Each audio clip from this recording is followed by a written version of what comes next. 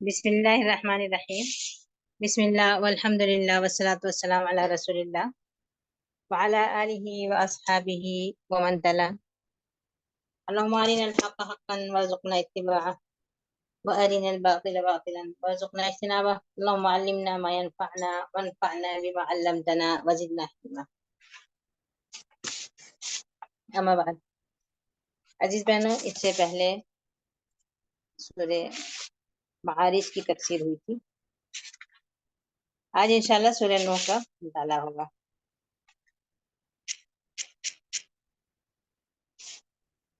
حضرت نوح علیہ السلام کا نام ذہن میں آتے ہی ایک لمبی عمر جو دعوت کے کام میں پوری صرف ہو گئی، فوراً تصور میں وہی آتا ہے کہ 1000 سال کی دعوت کی کوششیں اور اس کے بعد میں پھر نتائج بھی اس کے مطابق نہیں، بہت تھوڑے نتائج اس لمبی دعوت کے نتیجے میں. کیا وجہ تھی جو اتنی لمبی دعوت ہوئی اور نتائج اتنے کم تھے؟ اور اس لمبی مشقتوں بھری طویل دعوت میں اور اس کے سامنے نتائج کم آنے میں ہمارے لیے اس میں کیا نصیحت ہے؟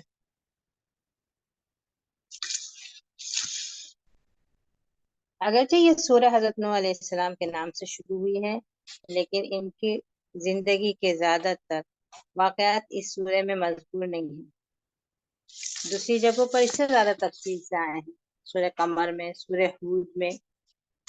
جو طویل مدت گزاری وہ سورہ عنکبوت میں مذکور ہے. لیکن یہاں نہ کشتی کا ذکر ہے، نہ ان کے بیٹے کے ڈوبنے کا ذکر ہے، نہ ان کے 1000 سال دعوت کا کام کرنے کا ذکر ہے. پھر کیا ہے؟ آئیے دیکھتے ہیں اس سورے میں حضرت نوح علیہ السلام کے بارے میں کیا بتایا گیا ہے. اس سے پہلے ہم سورے کی تلاوت کر لیں. اعوذ باللہ من الشیطان الرجیم. بسم اللہ الرحمن الرحیم. إنا أرسلنا نوحا إلى قومه أن أنذر قومك من قبل أن يأتيهم عذاب أليم. قال يا قوم إني لكم نذير مبين أن اعبدوا الله واتقوه وأطيعون يغفر لكم من ذنوبكم ويؤخركم إلى أجل مسمى إن أجل الله إذا جاء لا يؤخر لو كنتم تعلمون. قال رب إني دعوت قومي ليلا ونهارا فلم يزدهم دعائي إلا فرارا وإني كلما دعوتهم لتغفر لهم جعلوا أصابعهم في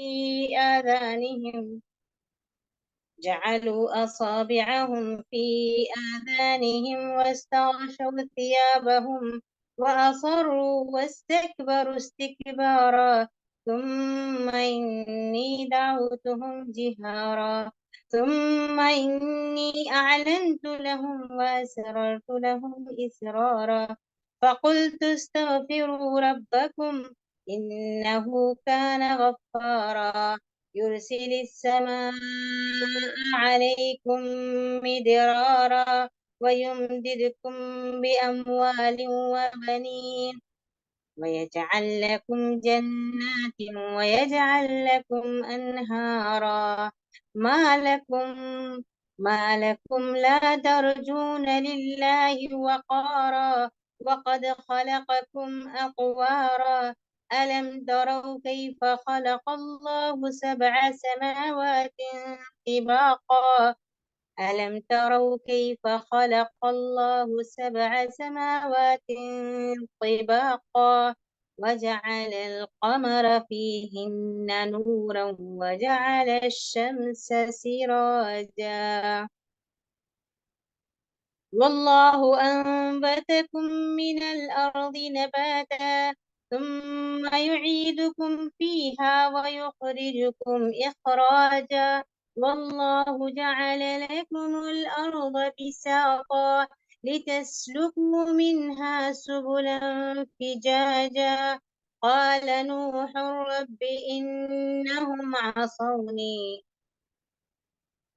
قال نوح رب إنهم عصوني واتبعوا من لم يزده ماله وولده إلا خسارا ومكروا مكرا كبارا وقالوا لا تذرن آلهتكم ولا تذرن ودا ولا سواعا ولا يغوث ويعوق ونسرا وقد أضلوا كثيرا ولا تزد الظالمين إلا ضلالا مما خطيئاتهم أغرقوا فأدخلوا نارا فلم يجدوا لهم من دون الله أنصارا وقال نوح رب لا تذر وقال نوح رب لا تذر على الأرض من الكافرين ديارا إنك إن تذرهم يضلوا عبادك ولا يلدوا إلا فاجرا كفارا رب اغفر لي ولوالدي ولمن دخل بيتي مؤمنا وللمؤمنين والمؤمنات ولا تزد الظالمين إلا تبارا انا ارسلنا نوحا الى قومه بے شک ہم نے نوح علیہ السلام کو ان کے قوم کی طرف انہی کی قوم کے پاس نبی بنا کر بھیجا تھا کہ اپنے قوم کے لوگوں کو آنے والے عذاب سے آگاہ کر دو اس سے پہلے کہ دردناک عذاب ان کے پاس آ جائے انہوں نے اس ذمہ داری کو اٹھا لیا اور اپنے قوم کو آگاہ کرنے اٹھے انہوں نے کہا اے میری قوم کے لوگوں علیہ قومی انہوں نے کہا اے میری قوم کے لوگوں بے شک میں تمہیں آنے والے خطرے سے ایک بہت بڑے عذاب سے کھول کھول کر ڈرانے والا ہوں تنبیہ کرنا چاہتا ہوں اور میں تم سے یہ کہنا چاہتا ہوں کہ تم اللہ کی عبادت کرو صرف اللہ کی عبادت کرو اسی سے ڈرو اور میری بات مان لو تاکہ اللہ تعالیٰ تمہارے گناہ معاف کر دے اور تم کو ایک مدت تک کی مہلت دے دے تمہاری عمر دراز ہو جائے تمہاری مہلت بڑھ جائے بلا شبہ اللہ کا وعدہ اگر آ جائے اس کی مقررہ کی بھی مدت اگر پوری ہو جائے تو اس میں کوئی تاخیر نہیں ہو سکتی کوئی اس کو ٹال نہیں سکتا کاش یہ بات تم لوگ جان سکتے انہوں نے کہا حضرت نوح علیہ السلام اپنے رب سے فریاد کرنا ہے انہوں نے کہا اے میرے رب میں نے اپنی قوم کے لوگوں کو صبح شام دعوت دی لیکن جب میں نے ان کو دعوت دی وہ بھاگتے ہی ہیں میں جب بھی ان کو دعوت دیتا ہوں کہ آپ ان کے گناہوں کو معاف فرما دیں وہ توبہ کر لیں اور ان کے گناہ معاف ہو جائیں تو وہ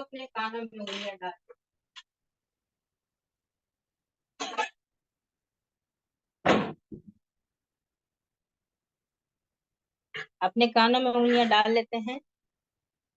اپنے کپڑے سے اپنا منہ چھپا لیتے ہیں ہٹ دھرمی کرتے ہیں اور بہت تکبر کرتے ہیں واستکبروا استکبارا بہت زیادہ تکبر کرتے ہیں جب میں نے دعوت دی جب ان کا یہی رویہ تھا میں نے ان کو کھلم کھلا دعوت دی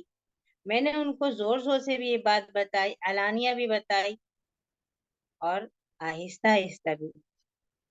دھیرے دھیرے بھی بتائی تنہائی میں بھی رازداری سے بھی بتائی یہ بات میں نے ان کو یہ سمجھایا میں نے ان سے کہا اپنے رب سے استغفار کرو معافی مانگو اس سے گناہوں سے توبہ کرو بے شک وہ بہت معاف کرنے والا ہے بہت معاف کرنے والا ہے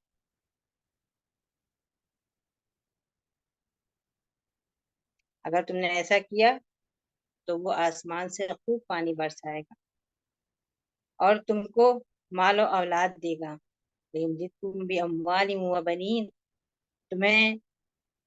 مال و اولاد سے نوازے گا تمہارے لیے باغات ہوں گے اس کے نیچے سے نہریں بہ رہی ہوں گی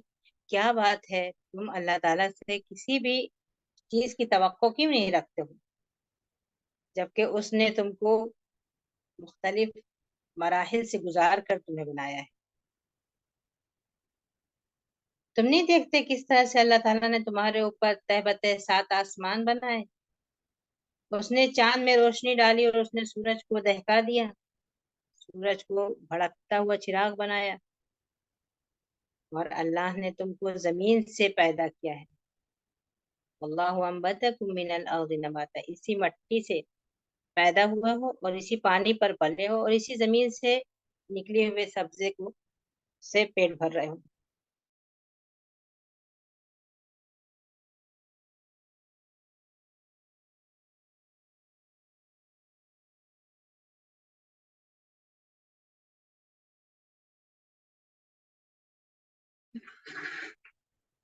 तुम युईदुकुम फीहा, और इसी मट्टी से जिससे तुम बने हो फिर वापस इसी जमीन में जाओगे और फिर इसी में से दोबारा निकाले जाओगे। अल्लाह ताला ने इस जमीन को तुम्हारे लिए हमवार कर दिया है, फर्श की तरह बिछा दिया है, ताकि तुम उसमें रास्ते बनाओ, चलो फिरो। ये सारी नेमतों का तज़किरा किया, लेकिन क्या उन लोगों ने बात मान ली? नहीं मानी। फिर नूह अलैहिस्सलाम फरियाद कर रहे हैं, कह रहे हैं रब्बी इन्नहुम असौनी, ए मेरे रब, इन लोगों ने मेरी सारी बातें रद्द कर दी, बहुत नाफरमानी की मैंने मेरी, और उसकी बात मानते हैं, इत्तिबा उसकी करते हैं, पैरवी उसकी करते हैं जिसकी इत्तिबा माल और औलाद में घटावे घाटे और नुकसान के अलावा कुछ नहीं बढ़ाएगी। मेरी बात नहीं मान रहे हैं, मैंने इतने वादे किए उनसे, और जो इनके माल औलाद में कोई फायदा नहीं करने वाला पहुंचाने वाला है, जो सिर्फ घाटे का निशाना बनाने वाला है, उसकी ये इत्तिबा करते हैं। और ये बहुत ज्यादा मक्र और तकब्बुर से काम लेते हैं, और वो कहते हैं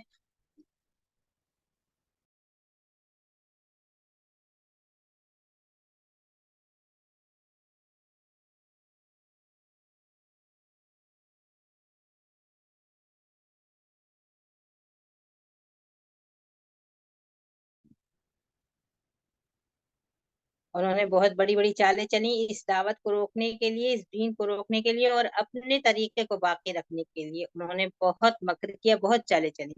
और एक दूसरे को समझाया, एक दूसरे की हिम्मत दिलाई, उनसे कहा कि हरगिज न छोड़ना अपने माबूद, और खास तौर से ये 5 बड़े माबूद जो हैं, वद, सुआ, यगूस, यऊक और नस्र, इनको तो हरगिज मत छोड़ना, मजबूती से पकड़े रहना, इन पर जमे रहना, इनकी इबादत। अल्लाह, ये बहुत दूर निकल गए हैं गुमराही में। वक़द अदल्लू कसीरा, इन्होंने बहुत लोगों को गुमराह किया, खुद तो गुमराह हैं, दूसरों को गुमराह कर रहे हैं। अल्लाह, अब इन जालिमों को गुमराही ही बढ़ती जाए, और इनके गुनाहों की वजह से उनको गर्क कर दिया गया, फिर उनको आग में झोंक दिया गया, और उनको अल्लाह के अलावा कोई मददगार नहीं मिला। फिर नूह अलैहिस्सलाम ने दुआ की कि ए मेरे रब, इस सरजमीन पर काफिरों में से कोई बसने वाला न बचे, कोई काफिर न बसे अब इस दुनिया में, सब डूब जाएं, सब खत्म हो जाएं। इसलिए कि अगर ये लोग बाकी रहे, अगर ये लोग बाकी रहेंगे तो क्या करेंगे? इन्नका इन तज़रहुम युदिल्लु इबादक, अगर आपने इनमें से किसी को भी छोड़ दिया तो ये तेरे बंदों को गुमराह करेंगे, और जो इनकी औलाद होगी वो भी फाजिर और काफिर ही होगी। और आखिर में फिर हजरत नूह अलैहिस्सलाम दुआ मांगते हैं अपने रब से, ए मेरे रब, मेरे गुनाहों को माफ फरमा दे, मुझसे भी जो कमी और कोताही और तकसीर हुई है उसको माफ फरमा दे, और मेरे वालिदैन के गुनाह माफ फरमा दे, और जो भी हमारे घर में मोमिन दाखिल होता है, ईमान के साथ हमारे घर में दाखिल होता है, और तमाम मोमिन मर्द और तमाम मोमिन औरतें, तो सबके गुनाह को माफ फरमा दे ए अल्लाह ताला, और जालिमों की हलाकत में इजाफा हो जाए। ये थे ये था सूरह नूह का तर्जुमा। अल्लाह ताला का अपने बंदों के साथ कुछ कवानीन है, इससे कायनात के लिए उसने कुछ कानून बनाए हैं, और वो कानून है जो हर दौर और हर जमाने में नाफिज होते हैं। ये अलग बात है कि जब अल्लाह ताला की मर्जी हो तो वो कानून बदल जाते हैं। अगर अल्लाह ताला के कानून है, ये इस कायनात के एक कानून उसने बनाया है कि आग जलाएगी, अगर ये कानून बनाया है कि पानी से में इंसान डूब जाएगा, लेकिन जब अल्लाह ताला का हुक्म होता है तो पानी रास्ता बना देता है और आग पुल बन जाती है, एक रुआ भी नहीं जलाती। اسی طرح کے جو قانون ہے اس میں سے ایک قانون ہدایت بھی ہے. اللہ تعالیٰ نے اپنے بندوں کی ہدایت کے لیے قانون بنایا ہے, اور وہ قانون یہ ہے کہ اللہ تعالیٰ اپنے بندوں کے پاس انہی میں سے کسی کو نبی بنا کر بھیجتا ہے. ارسلنا نوحا الی قومہ, نوح کو ان کی قوم کے پاس بھیجا. جو بھی نبی آئے وہ اپنی قوم میں سے آئے. نبی کریم صلی اللہ علیہ وسلم کو مکہ والوں کے پاس نبی بنا کر بھیجا. یہ ایک الگ بات ہے کہ آپ صلی اللہ علیہ وسلم کی دعوت قیامت تک کے لیے ساری دنیا اور ساری قوموں اور سارے زمانوں کے لیے ہے. لیکن جس وقت آپ صلی اللہ علیہ وسلم دعوت لے کر آئے, وہ آپ اپنے قوم میں ہی داعی بن کر اٹھے.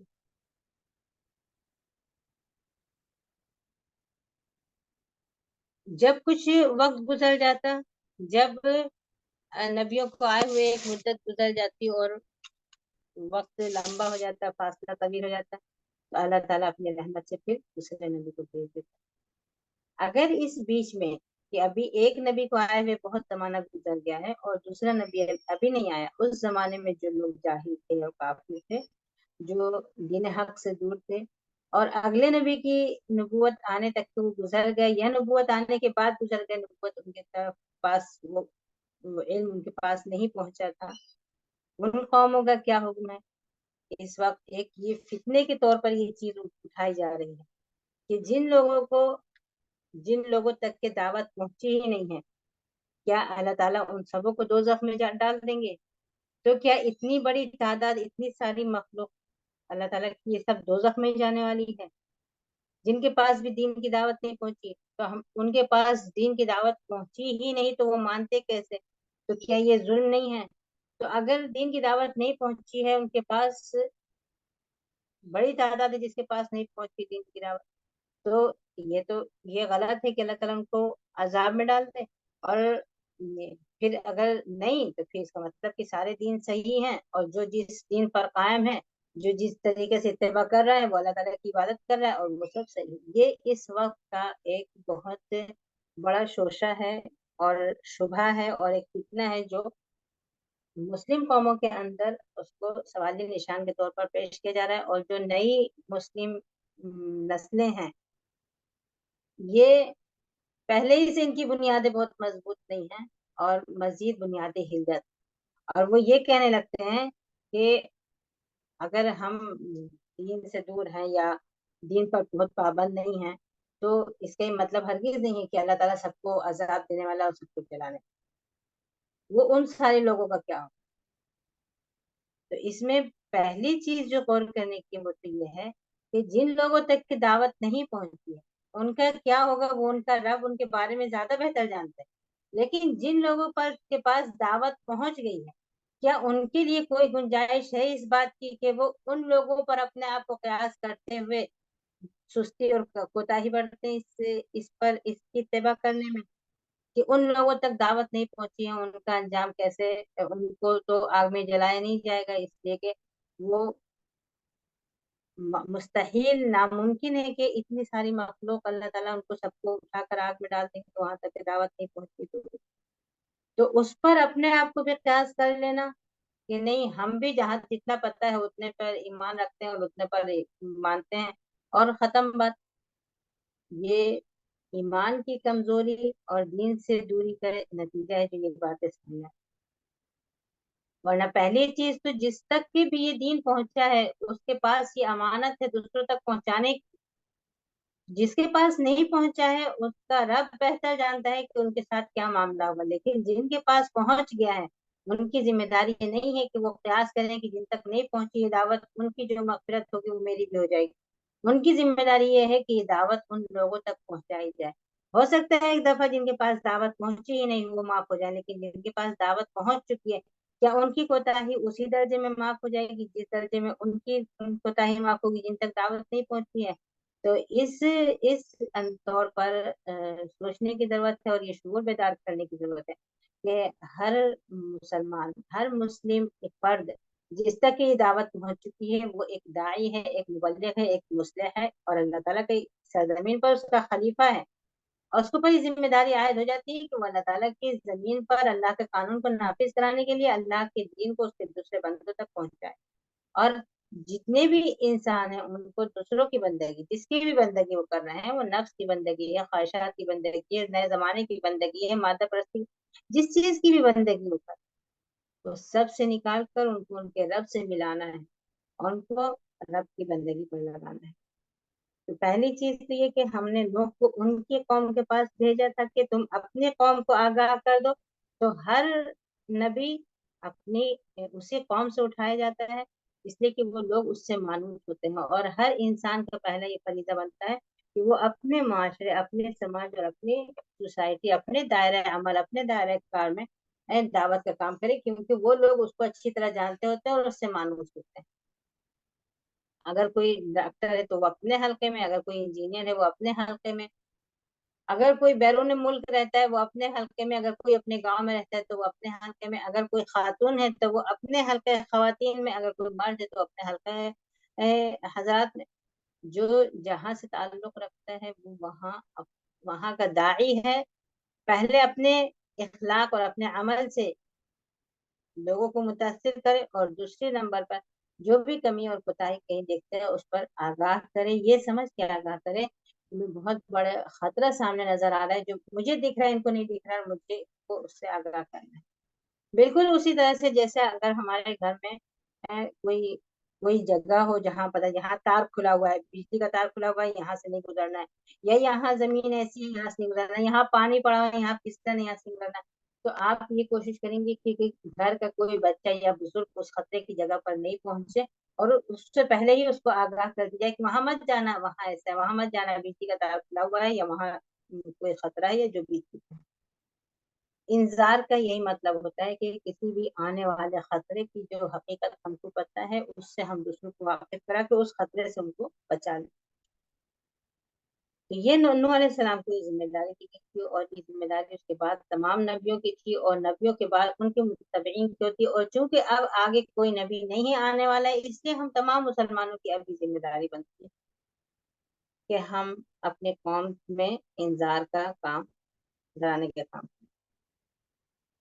یہی کام نبی کریم صلی اللہ علیہ وسلم نے کوہ صفا پر چڑھ کر کہا تھا، اور کہا تھا کہ اے میری قوم کے لوگوں، تم لوگ میری بات مانو گے، اگر میں کہوں کہ خطرہ سامنے سے آنے والا ہے تو یقین کرو گے، وہی کیفیت ہونا چاہیے ہر داعی، ہر مبلغ۔ انہوں نے کہا اللہ تعالیٰ کہہ رہے ہیں کہ ہم نے نوح کو نبی بنا کر بھیجا کہ ان کو آنے والے دردناک عذاب سے ان کو آگاہ کر دو، انہوں نے وہ کام شروع کر دیا۔ دوسری آیت میں ہے کہ انہوں نے کہا کہ اے میری قوم کے لوگوں، میں تمہارے پاس ڈرانے والا بن کر آیا ہوں، ایک بڑے خطرے سے تمہیں آگاہ کر رہا ہوں، اور اس کے لیے تمہیں یہ ہدایت دے رہا ہوں خطرے سے کیسے بچ سکتے ہو، کہ تم اللہ کی عبادت کرو، اللہ سے ڈرو، اس کی نافرمانی سے بچو، اس کی رضا طلب کرو۔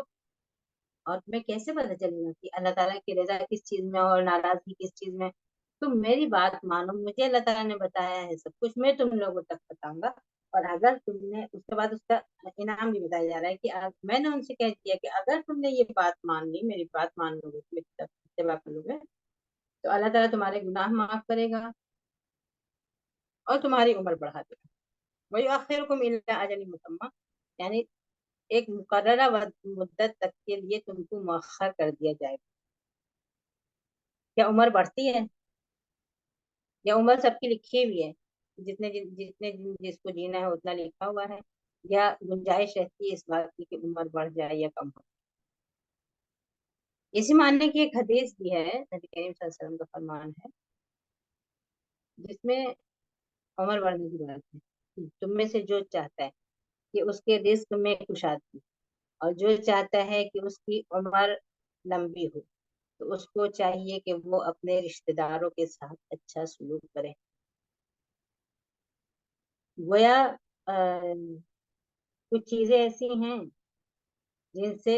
عمر بڑھنے کی بات آئی۔ عمر بڑھنے کی کیا شکل ہوگی یہ ہم نہیں جانتے۔ عمر کیا چیز ہے؟ عمر ہمارے عمل ہوتے ہیں۔ کوئی آدمی 40 سال کی عمر میں وہ کام کر لیتا ہے جو کوئی آدمی 100 سال کی عمر، کسی کی 100 سال کی عمر ملی اس کو، 30 سال اس نے جوانی اور کھیل میں گزارے، اس کے 30 سال بعد وہ کسی بیماری میں مبتلا ہو گیا، اس کے اگلے 30 سال بعد تک کے وہ بستر پر مفلوج پڑا ہوا تھا، اس لمبی عمر سے اس نے کیا فائدہ حاصل کیا ہوگا؟ جو کوئی شخص 40 ہی سال کی عمر میں لیکن اس نے بہت کام کیے ہوں اور صحت اور عافیت کے ساتھ، امن و امان کے ساتھ اس نے 40 سال گزارے۔ سید قطب شہید رحمۃ اللہ علیہ کی عمر کتنی تھی اور اس عمر کے اندر انہوں نے کون کون سے کارنامے انجام دیے؟ یہ صرف ان کی بات نہیں ہے، ہم اپنے اسلاف میں علامہ ابن تیمیہ کو دیکھیں، بہت سارے ایسی مثالیں مل جاتی ہیں جنہوں نے بہت کم عمر میں خلیفہ عمر بن عبدالعزیز کی عمر دیکھے، بہت تھوڑی تھوڑی عمروں میں انہوں نے وہ کام کر ڈالے جو بہت لمبی عمر میں ہو سکتا ہے کسی کو اس کی توفیق نہ ہو۔ تو عمر لمبی ہونے کی عمر میں مدت بڑھا دی جائے گی کا مطلب کیا ہوگا؟ کیا واقعی عمر 50 سال کی 60 ہو جائے گی، یا وہ 50 ہی سال میں اتنی برکت ہوگی کہ وہ آدمی 100 سال سے زیادہ کام کر لے گا اس 50 سال میں، جو بھی شکل میں؟ لیکن یہ اللہ تعالیٰ کی طرف سے وعدہ ہے۔ یہاں نوح علیہ السلام نے اپنے قوم کے لوگوں سے وعدہ کیا ہے کہ اگر تم اللہ تعالیٰ کی عبادت کرو گے، اس کی اطاعت کرو گے، اس سے تقوی اختیار کرو، میری اطاعت کرو گے، تو تمہارے گناہ معاف ہوں گے اور تمہاری عمر میں برکت ہوگی۔ جبکہ اللہ کا فیصلہ اگر آ جائے تو ٹالا نہیں جا سکتا،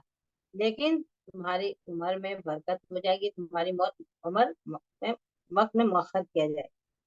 اور وہی بات نبی کریم صلی اللہ علیہ وسلم کی اس حدیث سے بھی ثابت ہے کہ جو چاہتا ہے کہ اس کے رزق میں کشادگی ہو اور اس کی عمر لمبی ہو، تو پھر اس کو اپنے رشتے داروں کے ساتھ اچھا سلوک کرنا چاہیے۔ اور ظاہر سی بات ہے کہ آدمی اگر رشتے داروں کے ساتھ اچھا سلوک کرے گا تو وہ جس ذہنی سکون اور رشتے داروں کے تعاون سے وہ جو کام کر لے گا، وہ ایک آدمی ذہنی سکون سے محروم ہو کر اور آپس کی دشمنیاں لے کر وہ کام نہیں کر سکے گا۔ اب یہاں صرف پہلی آیت میں اللہ تعالیٰ نے اپنی طرف سے بات بتائی تھی کہ ہم نے نوح کو بھیجا اور نوح علیہ السلام نے یہ کہا۔ اب آگے سے یہاں سے پورا نوح علیہ السلام کی اپنی فریاد شروع ہو رہی، جس سے یہ پتہ چل رہا ہے کہ نوح علیہ السلام وہ طویل عرصہ گزار چکے، وہ وقت جب انسانیت کا آغاز تھا، یعنی انسانیت اپنے بچپن کے دور سے مرحلے سے گزر رہی، بہت ابتدائی زمانہ۔ اور نوح علیہ السلام ان کو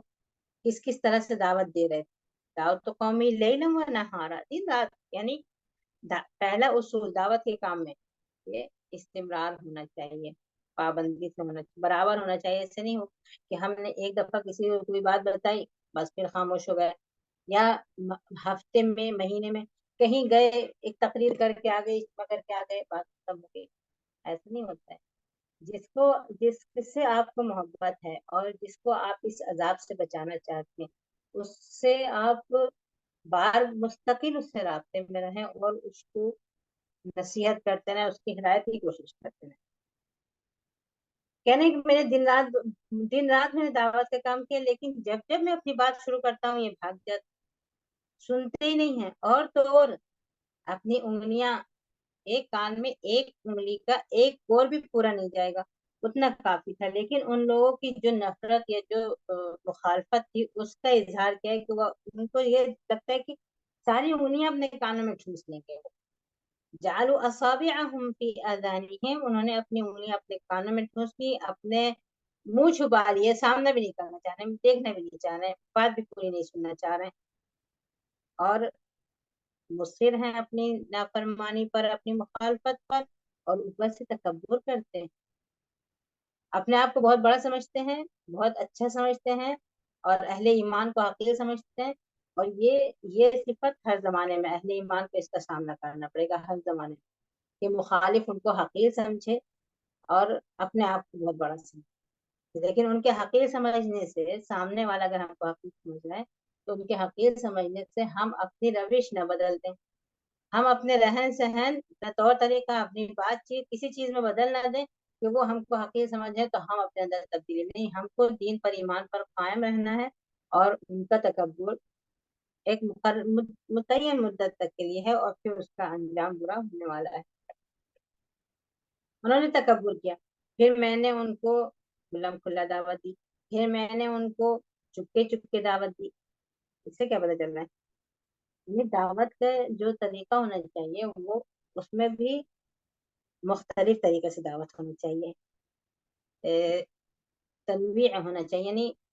کبھی ایسے کبھی ایسے کبھی ایسے، کبھی بات چیت کے ذریعے، کبھی ایک میسج کے ذریعے، کبھی کسی عمل کے ذریعے، کبھی کسی تبصرے کے ذریعے، کبھی محبت پیار سے، کبھی غصے سے. ہو سکتا ہے کوئی چھوٹی سی کوئی بات ہو جو کسی وقت کوئی تقریر اثر نہ کر رہی ہو اور وہ چھوٹی سی بات اثر انداز. ایک حدیث ہے نا کہ یا عبادی انکم تخطئون باللیل والنہار وانا اغفر الذنوب جميعا فاستغفرونی اغفر لکم. اے میرے بندو، تم صبح شام غلطی کرتے ہو اور میں گناہ معاف کرنے والا ہوں، تم مجھ سے مغفرت طلب کرو. میں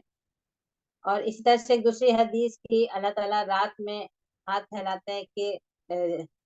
گناہگار واپس توبہ کرنے اور ان کی توبہ قبول کر لیں، اور اللہ تعالیٰ دن میں اپنا ہاتھ بڑھاتے ہیں کہ گناہگار توبہ کر لیں اور اللہ تعالیٰ ان کی توبہ قبول فرما لیں. یمد یدہ والی بات ہے. تو ایک دفعہ ایک واقعہ ایسا ہوا، چھوٹی سی ہی حرکت تھی لیکن وہ کسی کو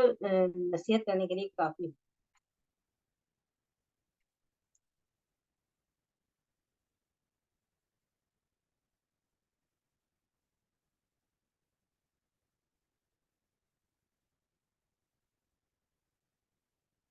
ایک عورت تھی،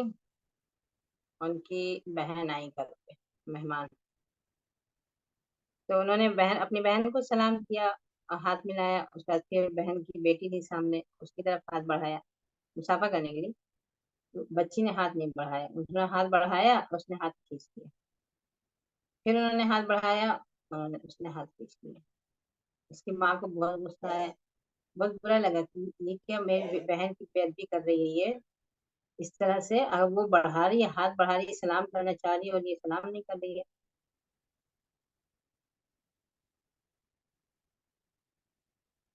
تو وہ خیر غصے کے گھونٹ پی کے رہ گئی ماں. اور وہ بہن جب رخصت ہوئی تب اس نے آواز بلایا بیٹی کو اور غصے سے اس کا حساب لیا. اس نے کہا کہ تمہیں شرم نہیں آئی تھی؟ اس طرح تم نے ذلیل کیا میری بہن کو. تم مسافہ کری تھی تو تم ہاتھ نہیں بڑھا سکتی تھی، تم سلام نہیں کر سکتی تھی اس کو. تو بچی نے کہا کہ وہ تو خالہ ہی تھی نا، اللہ تعالیٰ صبح شام آپ کی طرف ہاتھ بڑھا رہے ہیں، آپ توبہ کر رہی ہیں، آپ نماز پڑھنا شروع کر دے رہی ہیں، آپ بھی تو نماز نہیں پڑھتی ہیں اور اللہ تعالیٰ سے توبہ. ماں خاموش ہو گئی. اب یا تو اس بچی نے بال ارادہ یہ کام کیا تھا کہ امی کو یہ درس سکھانا ہے، اور یا تو اس سے ہو گیا تھا تو اس نے اس کی یہ تعویل کی. جو بھی ہوا لیکن اس ماں کو سوچنے کے لیے ایک لمحہ، یہ وہ ایک لمحہ کافی تھا ان کو اپنی زندگی بدلنے کے. اور کہتی ہیں کہ اس کے بعد میری نماز کبھی بھی قضا نہیں ہوئی. مجھے بار بار اس بات کا، اس حدیث کا احساس ہوتا ہے کہ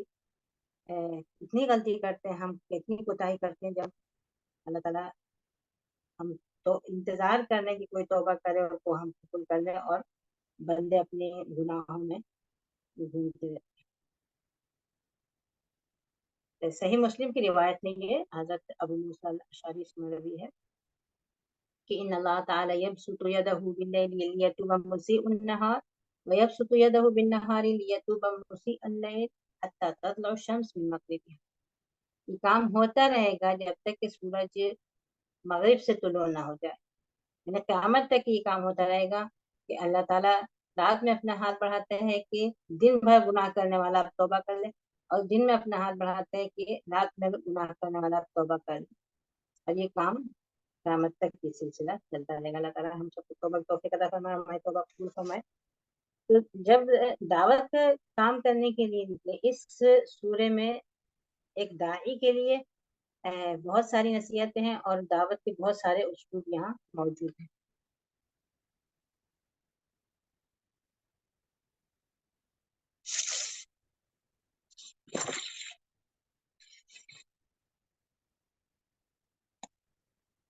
پھر کھول کھول کر بیان کیا، آہستہ آہستہ بھی، کبھی رازداری سے، کبھی سختی سے، کبھی محبت سے. اور ان سے کہا کہ اپنے رب سے توبہ کر لو، تم اپنے گناہوں کی مغفرت طلب کرو اپنے رب سے، تمہارا رب تمہارے گناہوں کو معاف فرما دے گا. اس میں ایک چیز، ایک لفظ ہے استغفروا ربکم، اپنے رب سے مغفرت طلب کرو. اور اس مغفرت کے سلسلے میں بہت ساری حدیثیں آپ لوگوں نے خود بھی سنی ہوں گی اور پڑھی ہوں گی، جس میں سب سے زیادہ یہ کہ نبی کریم صلی اللہ علیہ وسلم نے کہا کہ میں ہر مجلس میں 70 سے زیادہ دفعہ استغفار کرتا ہوں. اور دوسرے لوگ صحابہ سے بھی مروی ہے کہ ہم لوگ ایک مجلس میں 70 دفعہ نبی کریم صلی اللہ علیہ وسلم کی استغفار، 70 مطلب 70 گنتی نہیں، مطلب بہت زیادہ استغفار ہم لوگ نوٹ کرتے تھے. نبی کریم صلی اللہ علیہ وسلم ایک مجلس میں اتنی دفعہ استغفار کرتے. استغفار کی اتنی اہمیت کیوں ہوتی ہے؟ اس لیے کہ استغفار کا مطلب یہ ہوتا ہے کہ آدمی کو اپنی خطاؤں کا احساس، دوسرا یہ کہ آدمی کے اندر اپنی بندگی کا شعور ہے. اور اگر آدمی کو، انسان کو اگر یہ احساس ہو جائے کہ میں ایک بندہ ہوں اور ایک میرا رب ہے جو ہر وقت مجھ پر نظر رکھتا ہے اور مجھ سے جو غلطی ہو اس کو معاف فرمانے والا ہے اور میں اس کے بندگی کا پابند، تو یہ خود اس کی سمجھیے اس کی توحید کا، اس کا توحید کا فرض ادا کرا دے اور اس کو اعلیٰ مقام پر پہنچا دے. تو اس سے استغفار کا، کثرت سے استغفار کرنا، زبان پر بار بار استغفار آنا، صبح سے اب تک کہ ہم لوگ کتنی دفعہ استغفار کر چکے ہوں گے، یہ ہماری عادت میں شامل ہونا چاہیے. کثرت سے درود پڑھنا اور کثرت سے استغفار کرنا، یہ وہ عبادت ہے جس میں کچھ نہ مال خرچ ہوتا ہے، نہ صحت لگتی ہے، نہ محنت لگتی ہے، کچھ بھی نہیں لگتا ہے، اور آدمی اس کے وجہ سے بہت عظیم اجر کا مالک ہو جاتا ہے. اس سے اپنے خطاؤں کا احساس، بندگی کا شعور، اور اس کا نتیجہ پھر کیا ہوتا ہے. اچھا، فقلت استغفر ربکم کے بعد اللہ تعالیٰ کی جو صفت آئی ہے انہ کان غفارا، غافر الذنب، گناہ معاف فرمانے والا، لیکن یہاں مبالغے کا صیغہ ہے غفار، بالکل اسی طرح جیسے دوسری جگہ پہ آتا ہے تواب، ان اللہ کان غفار، انہ کان غفارا، انہ کان توابا رحیما، بہت توبہ قبول کرنے والا ہے اور بہت بندوں کی مغفرت فرمانے. یعنی آدمی صبح شام گناہ کرتا ہے اور اتنا گناہ کرتا ہے اور اس کے بعد بھی اللہ تعالیٰ وہ سارے گناہ اس کے معاف کر دیتے.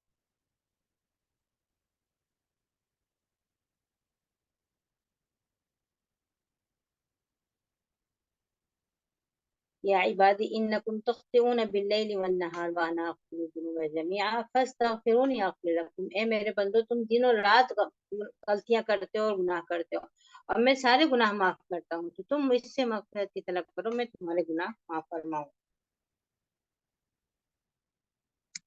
اس کے استغفار کا جو فائدہ بتایا نوح علیہ السلام نے اپنے قوم کے لوگوں کو، اور جو ہر زمانے کے لوگوں کے لیے ہے، کہ پہلی چیز یرسل السماء علیکم مدرارا، موسلا دھار بارش ہوگی، کیونکہ یہ بارش جو ہے اس پہ تو روزی روٹی اور صحت اور ہر چیز کا انحصار اسی پہ. تو پہلی چیز یہ کہ بارش ہوگی، آدمی کے فقر و فاقہ کے، محتاجی کے، شدت کے، سختی کے حالات بدل جائیں گے. یہ تو ایک عام چیز ہو گئی، لیکن جو شخص استغفار کر رہا ہے خود اس کے لیے کیا فائدہ ہوگا، اس کے لیے الگ سے ہے. یمددکم باموال و بنین، مال میں برکت ہوگی، اولاد میں برکت ہوگی، اور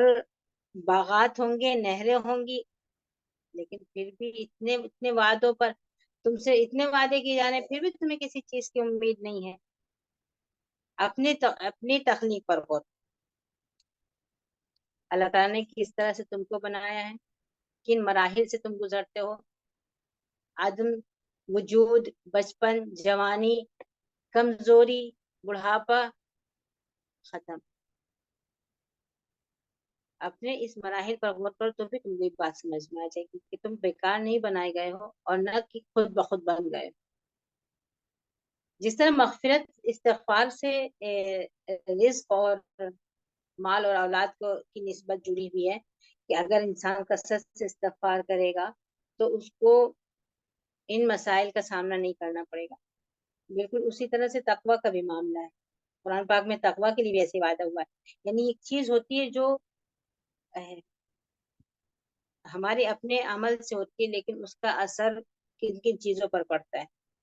جیسے تقوی کے بارے میں آیا کہ وَمَن يَتَّقِ اللَّهَ يَجْعَل لَّهُ مَخْرَجًا وَيَرْزُقْهُ مِنْ حَيْثُ لَمْ يَحْتَسِبْ. سورہ طلاق کے آخر میں تقوی کا بار بار تذکرہ ہے اور بہت بڑے بڑے فائدے بتائے گئے ہیں کہ پریشانیوں سے نجات مل جائے گی، رزق میں برکت ہوگی. یہ ساری چیزیں کیسے؟ تقوی کی بنیاد. اسی طرح دوسری جگہ ہے کہ وَلَوْ أَنَّ أَهْلَ الْقُرَىٰ آمَنُوا وَاتَّقَوْا لَفَتَحْنَا عَلَيْهِمْ بَرَكَاتٍ مِّنَ السَّمَاءِ، اگر یہ بستی والے ایمان لے آتے اور تقوی کی روش اختیار کر لیتے تو آسمان اور زمین کی برکتوں کے خزانے ان کے سامنے کھول دیے گئے. تو یہ وہ چیزیں ہیں اس وقت ہم میں سے ہر ایک پریشان ہے، مہنگائی کا مسئلہ لے کر اور آمدنی کا مسئلہ لے کر.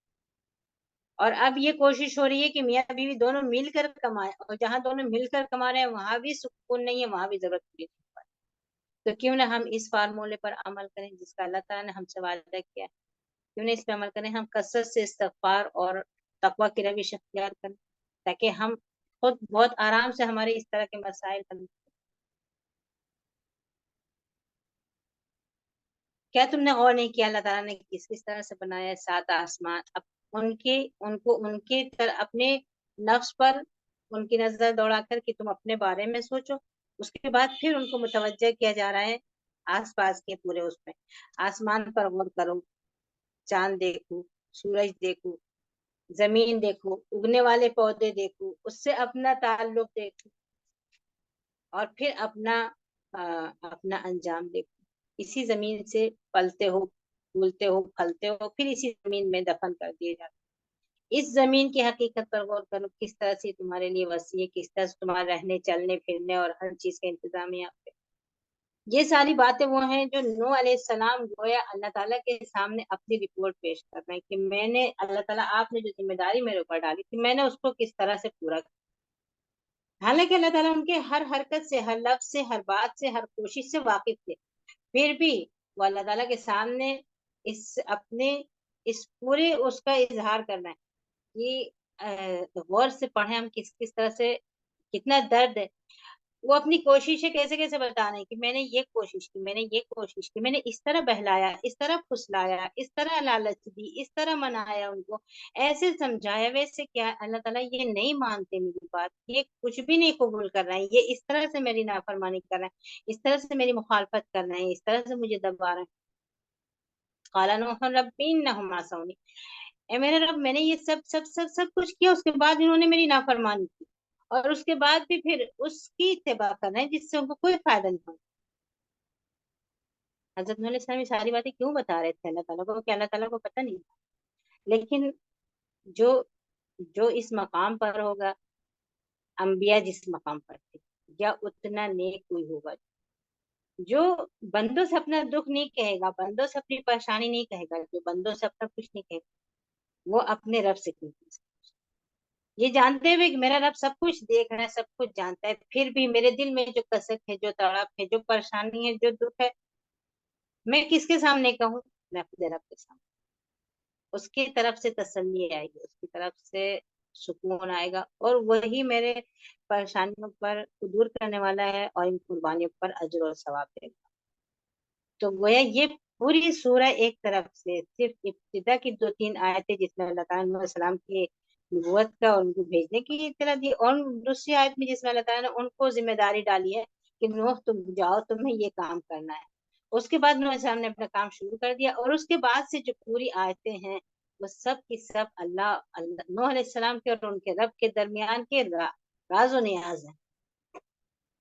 اور نوح علیہ السلام اللہ تعالیٰ سے پوری وہ سب کچھ اللہ تعالیٰ کے سامنے بیان کر مفصل رپورٹ. ان لوگوں نے میری بات نہیں مانی، انہوں نے بہت بڑی بڑی چالیں چلی ہیں، یہ اس طرح ایک دوسرے کو روک رہے ہیں، ان اپنے معبودوں پر جمے رہنے کے لیے کہہ رہے ہیں، خود گمراہ ہیں، دوسروں کو گمراہ کر رہے ہیں. اب حد ہو گئی ہے. انی مغلوب فانتصر، بس میں ہار گیا، اب تم میری مدد فرما دو. سورہ قمر میں آیا یہ انی مغلوب فانتصر.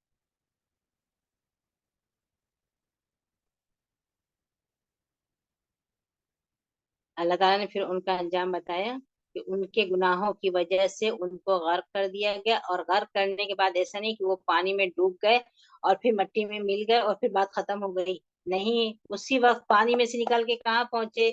آگ میں. اغرقوا فادخلوا نارا، ڈبو دیے گئے اور پھر دوزخ میں ڈال دیے گئے، آگ میں ڈال دیے گئے. اب یا وہ دوزخ ہے جس میں قیامت کے دن لوگ ڈالیں گے، یا وہ دوسری آگ میں ہے عالم برزخ میں، اور حساب کتاب کے بعد قیامت کے دن دوزخ میں جائیں گے، اللہ عالم یہ کون سی آگ ہے۔ لیکن ان کو آگ میں ڈال دیا گیا، اور اس وقت سے آج تک ان کی چیخیں نکل رہی ہوں گی اور ان کی فریادیں نکل رہی ہوں گی، لیکن کوئی سننے والا نہیں ہوگا۔ فلم یجدوا لهم من دون اللہ انصارا، اب اللہ کے علاوہ کوئی ان کی مدد کرنے والا نہیں ہے، اور اللہ تعالیٰ ان سے ناراض ہو گیا۔ اب نوح علیہ السلام اپنے رب سے یہ پوری اپنی رپورٹ دینے کے بعد اب اللہ تعالیٰ سے دعا کر رہے ہیں کہ اللہ بہت ہوا 1000 سال، اور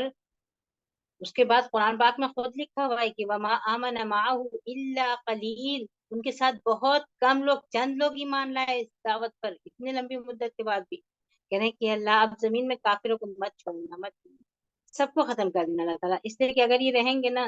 تو ایک بھی بچے گا تو اس کی اولاد فاجر اور کافر ہوگی، اور وہ دوسروں کو بھی فاجر اور کافر بنائیں گے، دوسروں کو بھی گمراہ کریں گے۔ نوح علیہ السلام کی دعا قبول ہو گئی تھی، اور نوح علیہ السلام کے زمانے میں یہ ساری زمین دھل گئی تھی، ساری کائنات صاف ہو گئی تھی، کفر کا کوئی نشان باقی نہیں تھا، سب مومن تھے اور موحد تھے اور توحید پر قائم لوگ تھے۔ وہ لوگ تھے جنہوں نے طوفان کو اپنی آنکھوں سے دیکھا تھا، جنہوں نے خود نوح علیہ السلام کے بیٹے کو طوفان میں ڈوبتے دیکھا تھا، وہ اپنے بیٹے کو نہیں بچا سکے تھے۔ پھر اس امت میں کفر کہاں سے آیا؟ پھر اس میں اتنی گمراہی کہاں سے آئی؟ یہ سب انہی کی اولاد ہیں جو کشتی پر بیٹھے ہوئے تھے اور جنہوں نے اس عذاب کو اپنی آنکھوں سے دیکھا۔ غفلت انسان کو گمراہی کی طرف لے جاتی، شیطان باقی ہے، اس کی کوششیں جاری ہیں۔ اگر انسان غفلت میں ہے تو وہ بہت بڑے خسارے میں ہے، اور وہ بہت بڑی جنگ ہار رہا ہے۔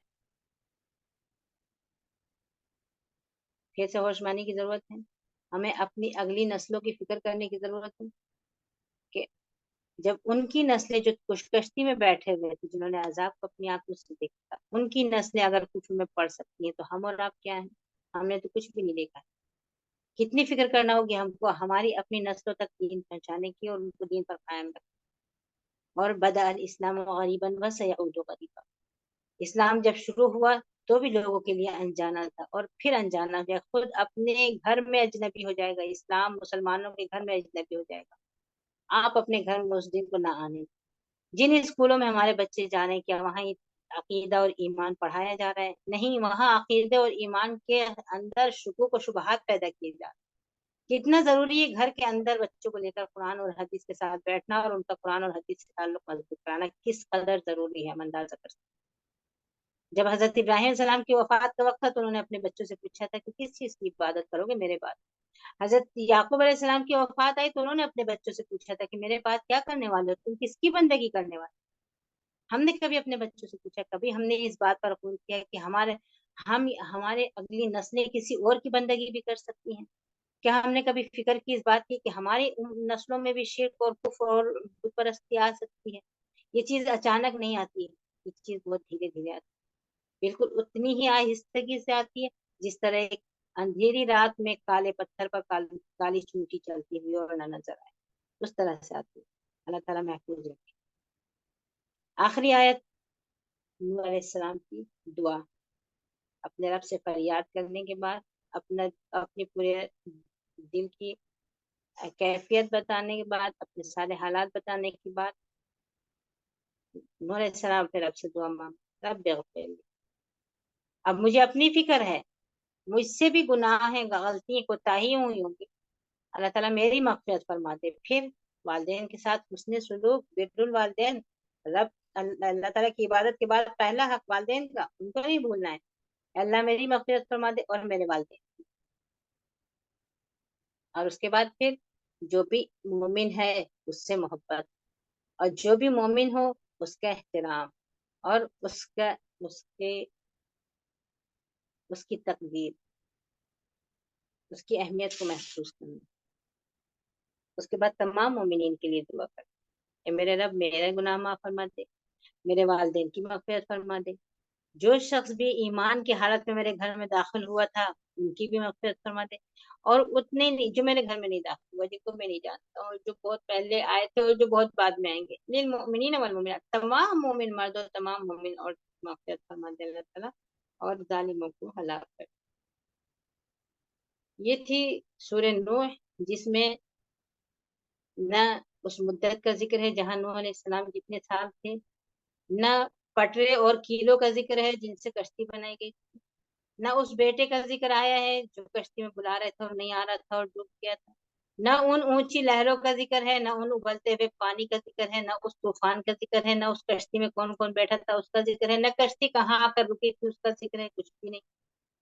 لیکن یہ سورہ نوح علیہ السلام کے نام سے سورہ نوح ہے، اس میں نوح علیہ السلام کے دعوت کا جو طریقہ تھا، جو ان کے اسلوب تھے، جو ان کا صبر اور تحمل تھا، اس دعوت کے نتیجے میں نتیجہ کتنا کم تھا، اس کے باوجود بھی ان کے اندر کوئی مایوسی نہیں تھی، اور کس عزم اور حوصلہ اور ہمت سے وہ 1000 سال تک کے دعوت کا کام کرتے رہے تھے۔ یہ نصیحت اور عبرت ہے ہمارے لیے، ہر دعوت کا کام کرنے والے کے لیے۔ دعوت کا ہمدردی، غمخواری اور خیرخواہی کے ساتھ ہونا ہے، مختلف اسلوبوں کے ساتھ ہونا ہے، ہر وقت ہونا ہے، کبھی دھیرے سے، کبھی رازداری سے، کبھی ناراضگی سے، کبھی غصے سے، کبھی خوشی سے،